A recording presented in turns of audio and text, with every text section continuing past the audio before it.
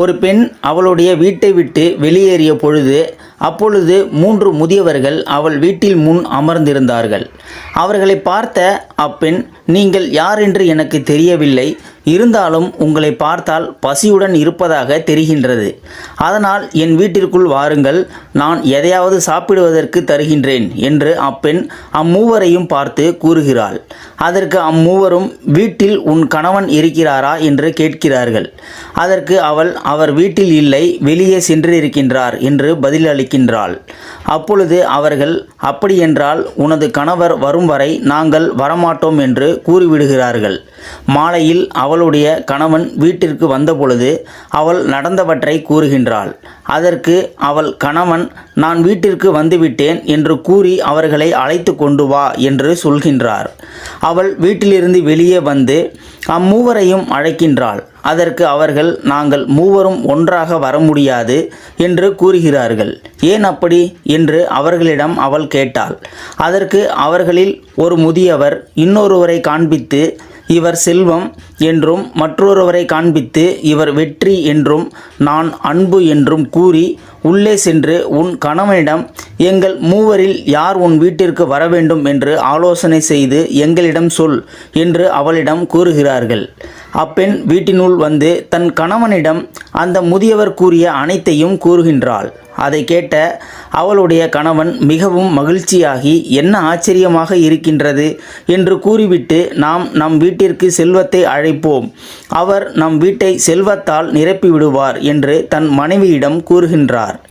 அதை கேட்ட அவருடைய மனைவி அதற்கு அதிருப்தி தெரிவிக்கின்றாள். ஏன் நாம் நம் வீட்டிற்குள் வெற்றியை அழைக்கக்கூடாது என்று கேட்கின்றாள்.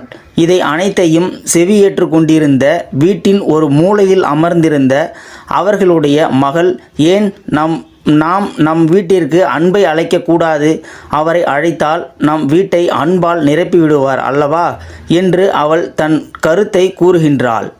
இதை கேட்ட அவளுடைய பெற்றோர் தங்களுடைய மகளின் ஆசையின்படி அன்பை வீட்டிற்கு அழைக்க முடிவு செய்கின்றனர். பிறகு தன் மனைவியிடம், அவளுடைய கணவன், நீ வெளியே சென்று அன்பை நம் வீட்டிற்கு அழைத்து கொண்டு வா என்கின்றார். அப்பெண் வெளியே வந்து அம்மூவரையும் பார்த்து, உங்களில் யார் அன்பு, அவர் என் வீட்டிற்கு விருந்தாளியாக வருமாறு அன்புடன் அழைக்கின்றேன் என்கின்றாள். அதை கேட்ட அன்பு வீட்டிற்குள் செல்கின்றார். அவரை பின்தொடர்ந்து மற்ற இருவரும் செல்கின்றனர். இதை பார்த்த அப்பெண் மற்ற இருவரிடமும், ஏன் நீங்கள் வருகிறீர்கள், நான் அழைத்தது அன்பை மட்டும்தானே என்று ஆச்சரியப்பட்டு கேட்கின்றாள்.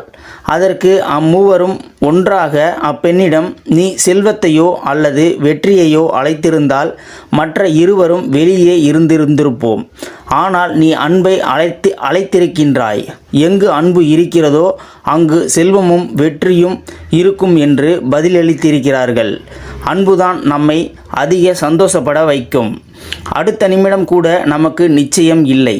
இதில் திமிர், வெறுப்பு, கோபம், ஆணவம் போன்ற அழுக்கை சுமந்து சாகாதே, அன்பை மட்டும் நேசியுங்கள்.